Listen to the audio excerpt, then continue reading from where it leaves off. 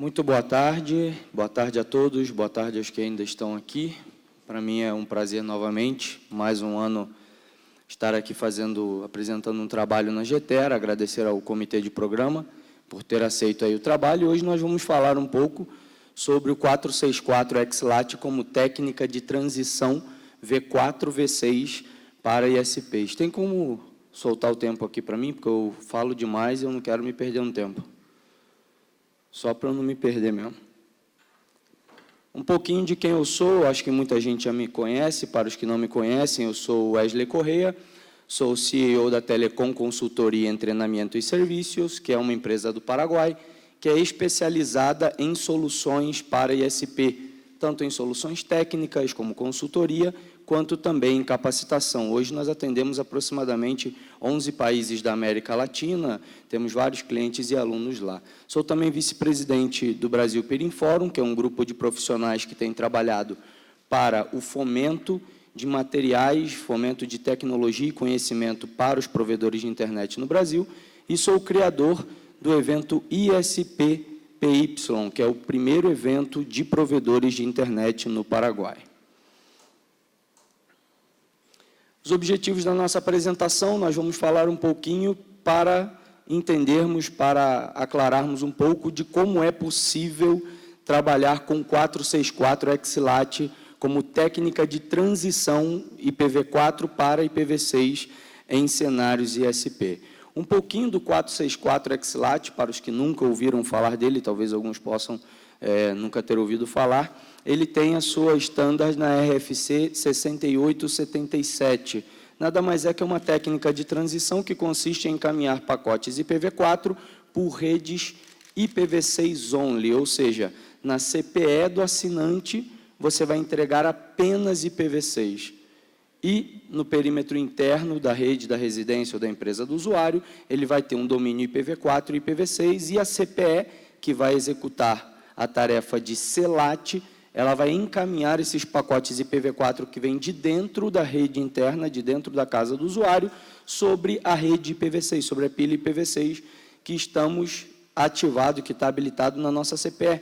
E essa pilha, esse pacote vai ser encaminhado até o PELAT, que é o ativo que está no ISP, e esse PELAT vai fazer a reconversão para o pacote em IPv4 e enviá-lo para a internet. E também fazer o caminho inverso. Isso aí é interessante, porque pode gerar um pouco de confusão se isso não é um NAT64. Será que é um NAT64 ou será que não é um NAT64? É um NAT64. A diferença do NAT64 para o 464 XLAT é que no 464 XLAT se adicionou também a técnica de DNS64, que o que o DNS faz? Ele cria endereços IPv6 para endereços que são apenas IPv4. Aí gerou uma confusão danada aqui, desgraça de endereços IPv6 para endereços IPv4. Ou seja, esclarecendo, o DNS64 nada mais faz que criar entradas fake para destinos que são apenas IPv4. Então, vamos fazer uma suposição ali é o tom ticket, não é? Como é que é o tom ticket? Vamos supor lá o tom ticket é apenas IPv4 e eu tenho uma rede IPv6.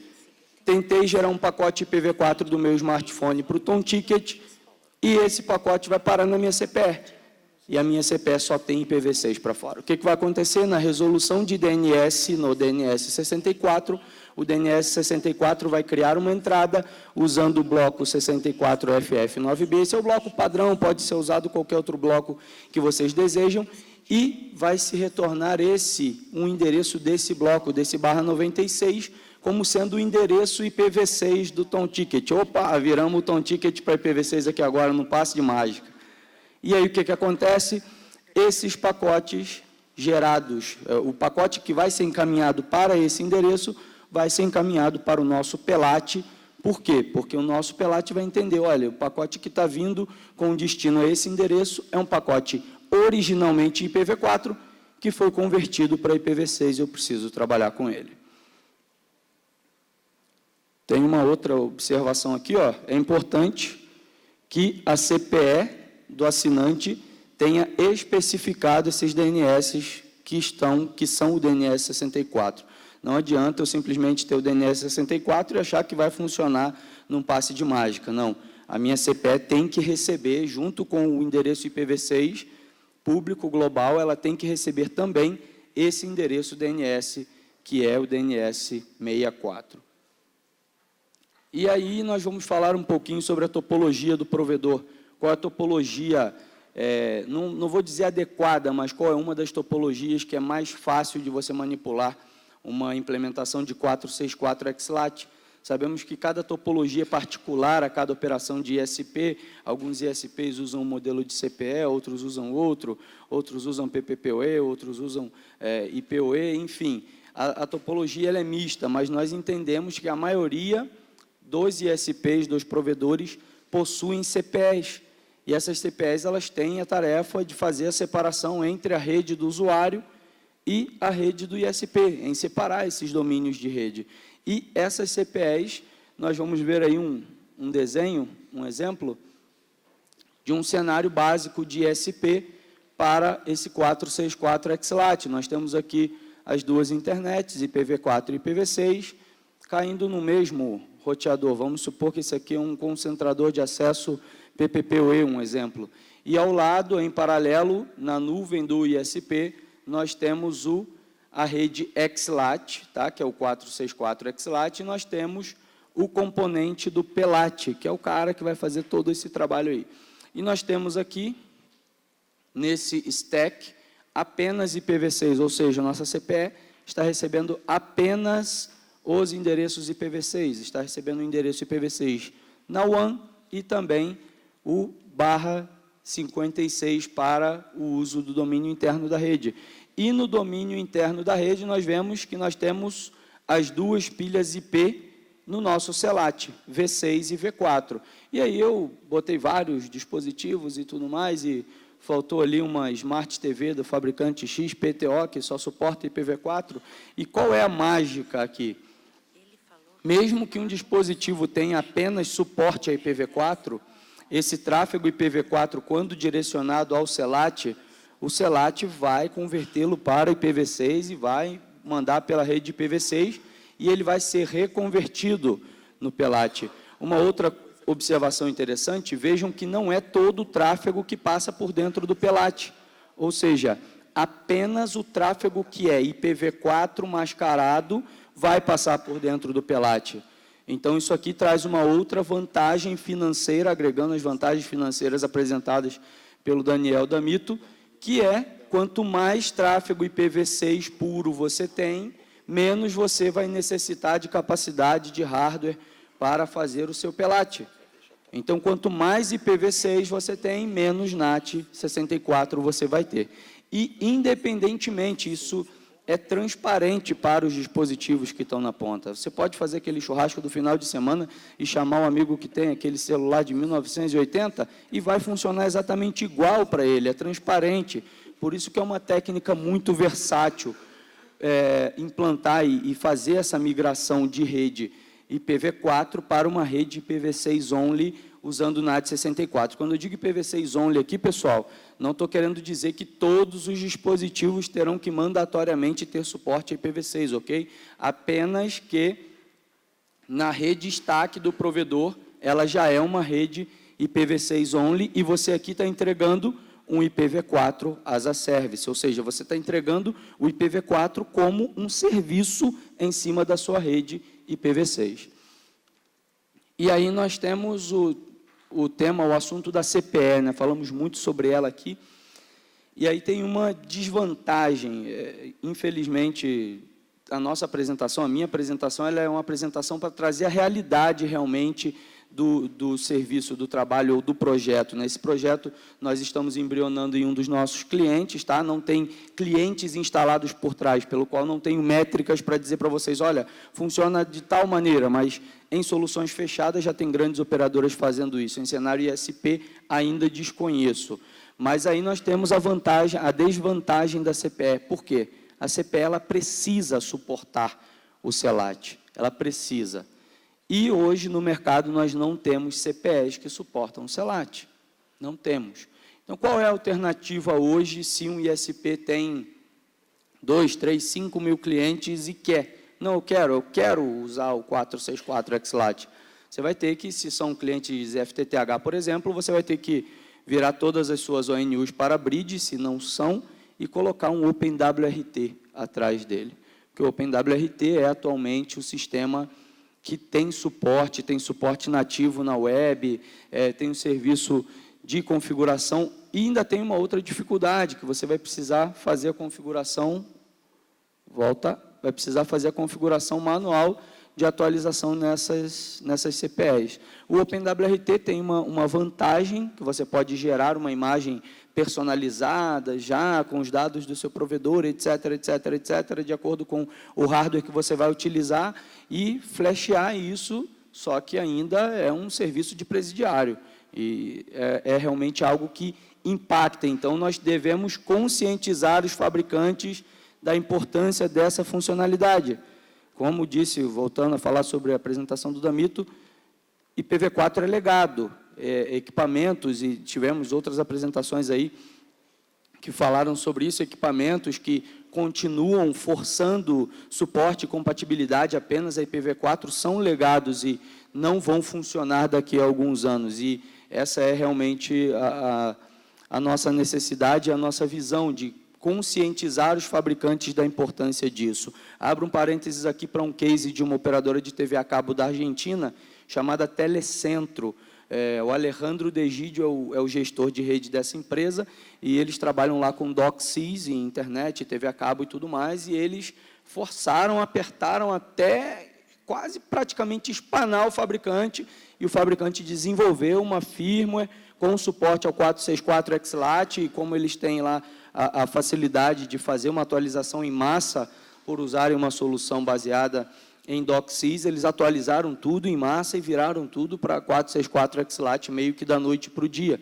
Só que ele continua no problema de só ter esse fabricante de CPE que faz isso. Então, se amanhã, lá na China, o fabricante decide fechar as portas, ele continua sem as CPEs com essa funcionalidade. E aí, ainda na CPE, ela recebe apenas IPv6 na WAN e vai continuar tendo endereços IPv4 na LAN, isso para garantir a compatibilidade e a continuidade de acesso aos dispositivos legados. Vimos ali no diagrama, por exemplo, uma impressora IP. Hoje em dia, eu não sei se há alguma impressora IP que tem suporte IPv6, mas eu acredito que pouquíssimas tenham. Então, quando a CPE recebe um pacote com destino ao IPv4, esse tráfego automaticamente vai ser convertido em IPv6 e vai ser enviado ao PELAT. E, na volta, o serviço inverso, o pacote vai vir em IPv4 da rede, bateu no PELAT no provedor, converte para IPv6, manda para a CPE do assinante, desconverte de novo. Isso aí, pessoal, abrindo um parêntese de observação, obviamente vai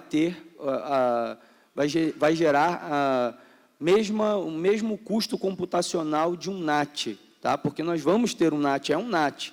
Então, se nós já estamos acostumados a usar lá a CGNAT e tudo mais, e nós temos um pouquinho, talvez um incremento de milésimos de segundo, talvez, de latência e tudo mais, vai ter o mesmo problema, e isso tudo porque nós atrasamos muito a migração para o IPv6. E já do lado do provedor, para o PELAT, nós temos algumas soluções open source, que são as que mais me agradam, até porque são soluções mais versáteis e tudo mais. Existem soluções pagas, que são excelentes, se o seu dinheiro, o seu bolso permite pagar, comprem, vocês não vão se arrepender. Mas entre as open sources, nós temos a Taiga e Joule. Os dois são excelentes. O Joule, o pessoal da Universidade de Campinas já usa há bastante tempo e tem uma outra vantagem de ser desenvolvido pelo NIC MX, pelo pessoal do México, que está dentro da comunidade, estão na lista do LACNOG, são super solícitos, então, se tem alguma dificuldade de implementação, podem contatar com eles. O Joule também tem uma outra funcionalidade que é interessante, que é o SIT-DC, ou seja, você pode criar data centers IPv6 only, data centers exclusivamente IPv6, e o Joule vai fazer esse trabalho para você, de quando a requisição vier de um cara que é apenas IPv4, daquela rede legada lá do carinha que não quis mudar para IPv6, quando bater ali no Joule, ele vai fazer a conversão para IPv6 e vai mandar para quem é de direito atender essa solicitação. E aí, ainda em cima do diagrama que nós apresentamos, o PELAT ele não precisa funcionar obrigatoriamente junto com o concentrador PPPoE. Isso gera uma facilidade de diagrama que permite a escalabilidade, ou seja, se nós estamos vendo que está aumentando o consumo do NAT64, que está aumentando, nós podemos empilhar uma outra máquina, ou podemos aumentar a quantidade de recursos computacionais, e vice-versa. Nós vemos aí que passou 3, 5 anos, a quantidade de destinos IPv6 aumentou exponencialmente, e cada vez menos IPv4, nós podemos ir tirando máquinas da nossa pilha e liberando espaço ali, que é espaço útil no nosso data center. Então, é simplesmente uma questão de roteamento. No nosso concentrador, nós vamos rotear os pacotes que forem com destino ao 64FF9B para um IP do PELAT, e o PELAT vai fazer todo o trabalho sujo ali de converte para um lado, converte para o outro, faz o negócio funcionar. E isso também tem uma outra vantagem, não gera NAT 444. Não gera NAT 444. Ou seja, você não tem o NAT na CPE, você tem apenas um NAT que fica exclusivamente no PELAT. Você não tem 2 níveis de NAT, você tem apenas um nível de NAT. E isso aí já reduz drasticamente problemas de bloqueio de direções de endereços IP por parte de provedores de conteúdo, por parte de games e etc.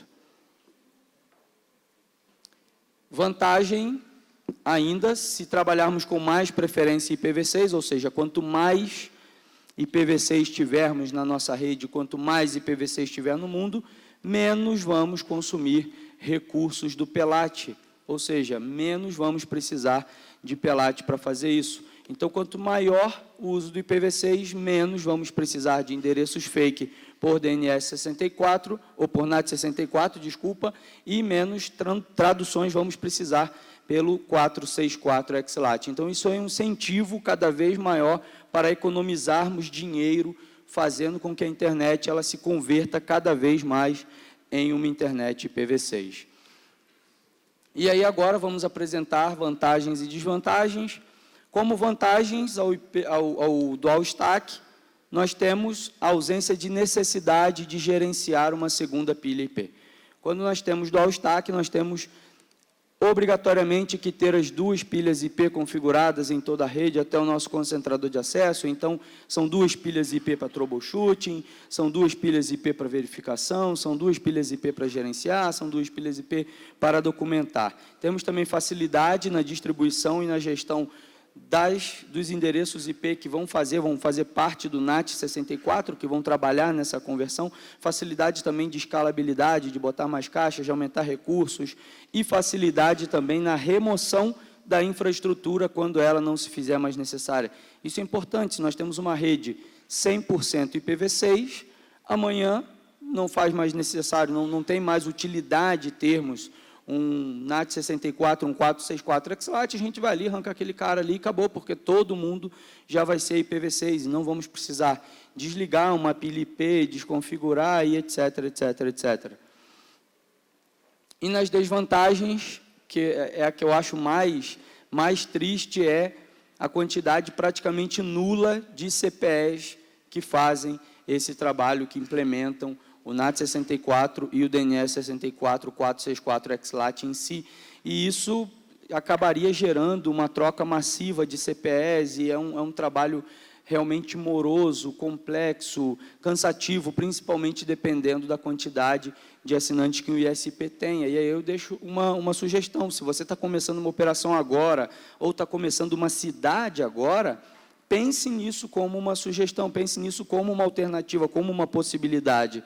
Pode talvez te custar um pouquinho mais de tempo para estudar, para entender, para aprender e para aplicar, mas você já vai começar a converter algumas partes de rede nova para uma rede IPv6 only. Uma outra desvantagem é que em cenários menores é preciso ter uma caixa separada para executar isso. Ok?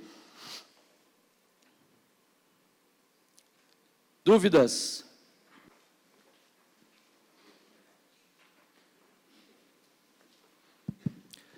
Rubens Kiel. Enquanto o pessoal pensa em perguntas, uma que me ocorreu é se você acha possível em algumas redes, o pessoal conseguia usar TR-69 para fazer push de firmware, configuração, tudo, e conseguir colocar 464 XLAT sem o truck roll, né, que é o termo americano para isso, que é ir na casa dos clientes. Acha que possível? Sim, é completamente possível. Só basta realmente que nós façamos a cobrança para que os fabricantes de CPE criem as firmas para essa CPE. Mas se uma rede ela é toda gerenciada por TR-69, não tem nenhum tipo de dificuldade de fazer um push de firma, que foi justamente o que o Alejandro Degídio fez lá no Telecentro, lá na Argentina. Ele fez tudo por TR-69, nas CPEs dele, e foi um sucesso. Virou tudo para firmas novas e espetáculo, está funcionando. Legal. Boa tarde, Leonardo da Zenit Tecnologia. Eu fiquei pensando nessa junção de o 464 XLAT ser o DNS 64 com o NAT 64 e uma forma de aplicar isso em redes internas. Então, essa palestra, ela basicamente colocou isso para ISPs, mas num cenário onde eu, de fato, tenho empresas, né, que você vai lá, pede 1/29, 1/28 da operadora, e de repente você quer tirar isso e trazer isso para dentro da empresa. Essa técnica seria possível também de ser usada desta forma, ou você vê que teria que ter alguma mudança, alguma adaptação para usar dentro de LAN? Não, nenhuma mudança. Como você não tem o NAT na CPE, você tem no PELAT, você tem a opção de colocar estaticamente endereços ou blocos de endereço fixos para um determinado bloco IPv6. Então, toda vez que aquele cara se conectar, por exemplo, com um bloco persistente, ele vai ter nateado, entre aspas, para o mesmo bloco IPv6 dele, um determinado range IPv4. E aí é só fazer o direcionamento manual para os endereços privados a qual vai competir esse redirecionamento. Mas funciona perfeitamente e a tecnologia ela já é preparada para isso, é só questão de configuração mesmo.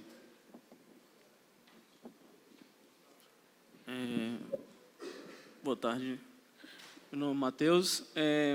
Num cenário, digamos, que usamos hoje, entregamos o IPv4 e o IPv6 para o assinante. O NAT sendo feito lá na CPE do assinante e o NAT sendo feito lá na minha caixa do CGNAT. O IPv6 via roteamento. Nessa situação, eu teria que fazer um NAT 46, depois um 64, fora o meu DNS, que tem que estar o DNS 64. Não teria aumentando a complexidade do meu cenário? Não, você não tem um NAT na CPE. Você tem um encapsulamento. O NAT você só tem no PELAT. Você tem um nível de NAT a menos. Então, você só tem um NAT. Por exemplo, você mencionou CGNAT. As caixas da A10 fazem o 464 XLAT. Elas fazem o NAT 64. Então, se você tem uma caixa auxiliar com o DNS 64, é simplesmente você configurar o seu A10 para fazer o NAT 64, configurar o seu MikroTik ou qualquer outra coisa que seja para fazer o roteamento desses blocos para dentro do A10, do 64FF9B para dentro do A10, e fim de papo, você já vai estar com a sua rede toda funcionando. Nada? Frediani. Olá, Fernando Frediani. Muito prazer, Wesley. Prazer é todo meu. Com prazer é mais caro. Fazer um comentário que existe hoje um draft, né, na verdade, de uma RFC, ainda não se tornou uma RFC, mas parece algo muito interessante nesse cenário de 464 XLAT.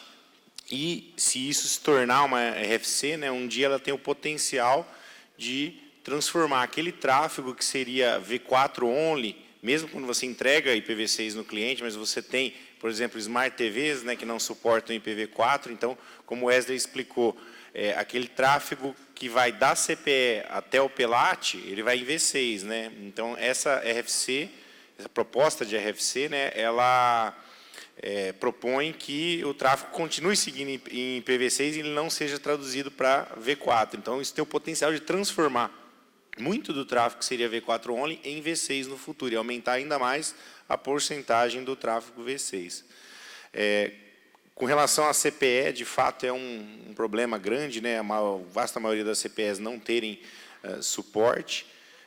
ao cliente de CELAT, mas eu particularmente acredito que isso vai acontecer, não acho que vai demorar muito. Aí queria saber de você, do teu ponto de vista, se é isso acontecendo aí nos próximos 1, 2 anos, né? Porque é uma coisa simples para o fabricante colocar um cliente CELAT lá e não tem não pesa muito nem no firmware, né, para colocar isso daí. Queria saber, você acha que se isso acontecer, primeiro se você concorda, né, que isso vai acontecer mesmo, se não, e se isso acontecer, você acha que valeria avaliar uma transição mais gradativa, então todos os novos clientes, colocar essas novas CPEs, né? Porque também acho que é impensável achar que a gente vai tirar todas as CPEs antigas do cliente, então ter novos clientes já com as CPEs de fabricantes múltiplos suportando o CELAT e substituindo com o tempo. Você vê mais ou menos dessa forma ou você acha que não, que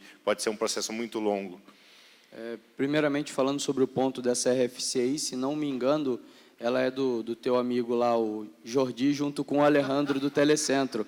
Inclusive foi por causa do problema que o Alejandro diagnosticou lá na operação dele, que o tráfego estava sendo nateado para IPv4 para poder ir para as CDNs. Então, eu vejo com muito bons olhos isso aí, você ter como criar, não sei, uma whitelist, se o tráfego for com direção a esses destinos aqui, não converte ele para IPv4, mantém ele em IPv6. E eu acho que é muito simples fazer dessa maneira da CPE aí, como você mencionou, porque no caso de uma rede GPON, por exemplo, você pode separar em VLANs de serviço e facilitar e fragmentar isso. Então, ilhas novas, mesmo que não sejam cidades novas, clientes novos, você já pode ir, obviamente, aí tem que documentar isso, né, para não ter nenhum tipo de dificuldade, mas eu acredito que é possível e é mais racional do que tentar uma força comunal de migração de CPEs se você não tem um TR-69 para gerenciar as suas CPEs.